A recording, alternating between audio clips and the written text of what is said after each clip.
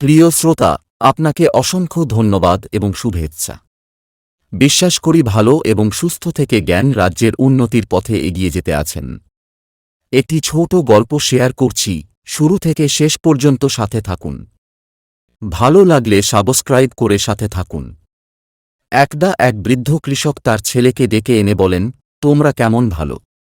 এবার একটি জিজ্ঞাসা, শুনতে পার। 4 জন মিলেমিশে থেকো। মিলেমিশে একত্রে থাকতে চেষ্টা করো। প্রকৃতির প্রতিকূল আবহাওয়া পৃথক বাসটি বেশ আঘাত করে এক পর্যায়ে ভেঙে যায়। একত্রে থাকা অনেকটা বাসও সেই আঘাতের সম্মুখীন হয়।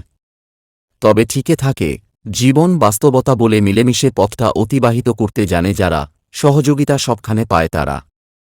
এতে করে প্রকৃত ভালোবাসা আর সম্পর্কের গভীরতা থাকে বলে কোন ধরনের প্রতিকূলতা তাদের লক্ষ্যে পথ স্থবির করতে পারে না।